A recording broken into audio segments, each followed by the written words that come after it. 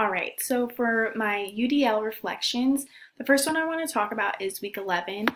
We were asked to write about one student that we observed in the classroom that particularly caught our attention, and I chose to write a narrative and a written reflection about a student named Glenn. In summary, Glenn is a he does have behavioral issues, but he's a very smart individual. You know, he's one of those like class clown type people, and he's kind of obnoxious and distracting when you first meet him and when he first comes into the classroom, and he has a very powerful voice, but he's really good at listening to Miss Jane and connecting with his peers and doing his work. Miss Jane kind of has to like drive him to do that. But his personality is really flamboyant. Miss Jane accommodates to Glenn the best as possible, and by doing that, she knows his interests inside and outside the classroom. The reason I highlighted Glenn for the student that caught my eye is because he's one of those individuals where teachers might overlook. They think, oh my God, he's so distracting, he has so many behavioral issues, but deep down, he's really smart. He participates in the classroom,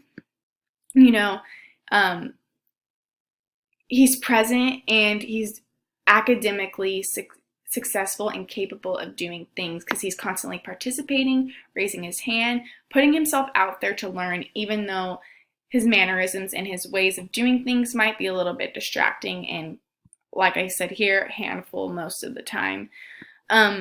But I believe that a lot of kids are like Glenn. They have these issues, these behavioral issues, but they're kind of just needing that support inside the classroom. They might just like want attention from what they're going through back at home. So I think that Miss Jane noticing him and like adjusting to his needs and what he specifically needs in the class is very helpful for him and gets him where he needs to be and for the success of his future. So that's my first one. And then the next UDL assignment I'm going to talk about is Miss Jane, her lesson plan. So for week 9, we assessed the lesson plan of our teacher, and I made a small video, and I kind of did an outline of everything. I started off with the focus, then I did the objective, and I applied blooms to it.